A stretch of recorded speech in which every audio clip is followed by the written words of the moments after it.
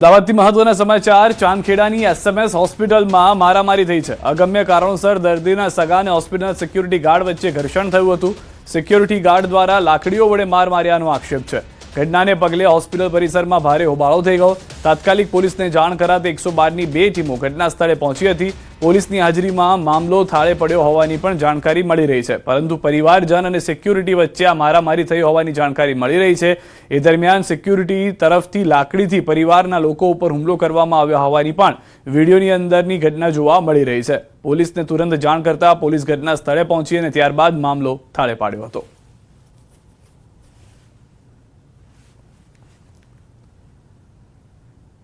અમદાવાદથી સમાચાર એરપોર્ટ પર કસ્ટમ્સ વિભાગની મોટી કાર્યવાહી। શાહજહાંથી આવી રહેલી કેરળ દંપતી પાસેથી દાણ ચોરીનું 219.43 ગ્રામ સોનું ઝડપાયું છે। એર અરેબિયાની G9 418 ફ્લાઇટથી અમદાવાદ પહોંચતા AIU કસ્ટમ્સે ઝડપી પાડ્યા છે। મહિલા મુસાફરના પર્સ અને કપડાની અંદર છુપાવેલું ₹28.87 લાખનું સોનું જપ્ત કરાયું છે। 24 કેરેટ અને 18 કેરેટના દાગીનાના રૂપમાં સોનું લાવવામાં આવ્યું હતું। પુરુષ મુસાફરના સામાનમાંથી ₹3.5 લાખના બિનહિસાબી માલસામાન પણ કબજે કરવામાં આવ્યા છે। કોસ્મેટિક્સ, રેડીમેડ ગાર્મેન્ટ્સ, 2 લેપટોપ અને 1 મોબાઈલ ફોન જપ્ત કરાયો છે।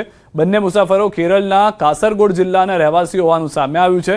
કસ્ટમ્સ એક્ટ 1962 હેઠળ સોનું અને અન્ય માલસામાન જપ્ત કરી કસ્ટમ્સ દ્વારા વધુ તપાસ હાથ ધરાઈ છે। દાહોદથી સમાચાર અફીણના ઝીંડવા ઝડપાયા છે। કતવારા પોલીસની મોટી કાર્યવાહી। ગાડીમાં હેરાફેરી કરતા અફીણના ઝીંડવા ઝડપવામાં સફળતા મળી છે। પેટ્રોલિંગ દરમિયાન મળેલી ખાનગી બાતમીના આધારે પોલીસે કરી છે કાર્યવાહી। પોલીસને જોઈ ગાડી ચાલક ગાડી ઊભી નહીં રાખી ભાગતા પોલીસ દ્વારા કરાયો પીછો।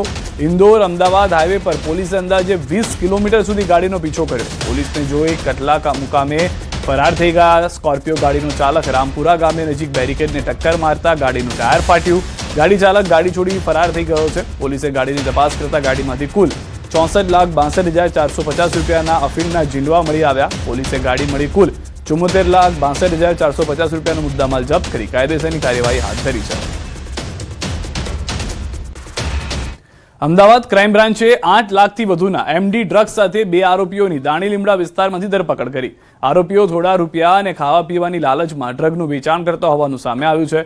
મળતી માહિતી પ્રમાણે ક્રાઇમ બ્રાન્ચને માહિતી મળી હતી કે દાણી લીમડા વિસ્તારમાં આવેલ એક ગેરકાયદે બિલ્ડિંગ જેને તોડી પાડવામાં આવેલ ત્યાં સાંજ પછી કેટલાક લોકો ડ્રગનું વેચાણ કરતા હોવાનું સામે આવેલ।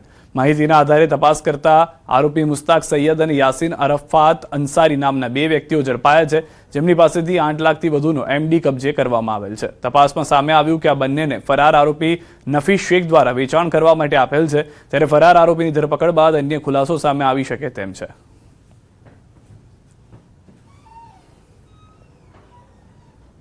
આ ઉપરોક્ત જગ્યાએ જઈ અને રેડ કરેલી રેડમાં અમને કુલ 76.030 ગ્રામ જેટલું MD મળી આવેલું, જે MDને કબજે કરી કાયદેસર કાર્યવાહી કરેલી। એ અનુસાર આ જે ઈસમો છે એમને ખાવાની લાલચ આપી થોડા ઘણા પૈસા આપી અને જે ફરાર આરોપી છે એ આરોપી આ બંને જોડે આવી રીતના MDનું વેચાણ કરાવતો હતો।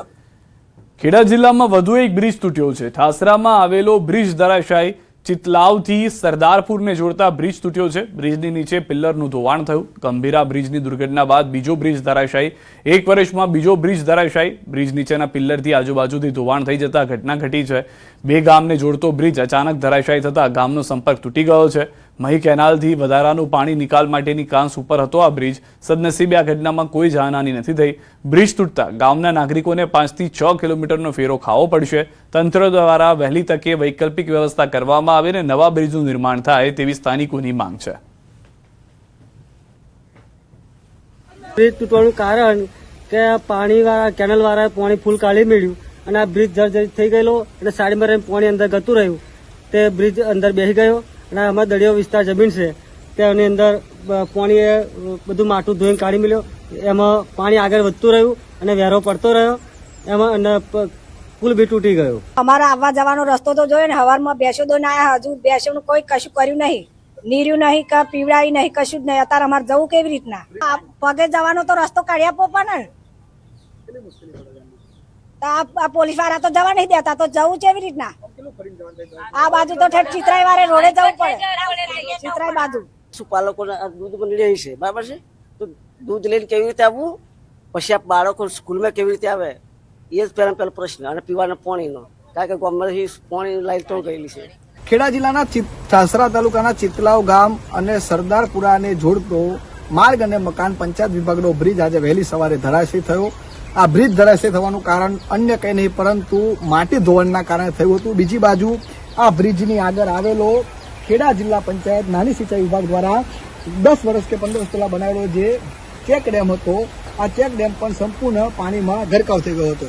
તો આ બ્રિજ તૂટવાના કારણે સરદારપુરા ગામને જે પીવાનું પાણી પૂરી પાડતી જે પાઇપલાઇન હતી તે સંપૂર્ણ તૂટી જવાના કારણે લોકોને પીવાના પાણીની પણ વ્યાપક મુશ્કેલી વેઠવાનો અત્યારે વારો આવે છે. કહી શકાય કે આ જે કાંસ છે તે કાંસ જે મહી કેનાલનું વધારાનું પાણી છે તે નાખવા માટેનો કાંસ જે બનાવેલો હતો, આ કાંસની અંદરથી તમામ જગ્યાએ માટી પાણી વધારે આવવાના કારણે તૂટ્યો હતો. થોડા સમય પહેલા જે ઉમરેઠ પાસે આવેલી જે કેનાલ તૂટી હતી અને કેનાલનું જે વધારાનું પાણી હતું તે આ જ કાંસની અંદર ડાયવર્ટ કરવામાં આવ્યું હતું અને તેના કારણે આ તૂટ્યું હોવાનું ગ્રામજનો અત્યારે કહી રહ્યા છે. જો કે હાલમાં સમગ્ર સિંચાઈ વિભાગના અધિકારીઓ, પ્રાંત અધિકારી સહિતના તમામ અધિકારીઓ આવ્યા હતા અને આ લોકોને વૈકલ્પિક વ્યવસ્થા થાય તે માટે કામગીરી હાથ ધરવામાં આવી છે. ઉમંગ પટેલ, ન્યૂઝ 18 ગુજરાતી. ગીર સોમનાથ શ્રાવણ માસે સોમનાથ મંદિરે કૃષિ મંત્રી જીતુ વાઘાણીની પૂજા અર્ચના સહપરિવાર સ્વાભિમાન પર્વ પર વિશેષ પૂજા કરવામાં આવી હતી. વિશેષ મહાપૂજામાં જોડાયા છે તેઓ. ગૌશાળા ખાતે પરિવાર સાથે ગૌપૂજન કર્યું. સોમનાથ મંદિરમાં ધાર્મિક વિધિમાં સહભાગી થયા.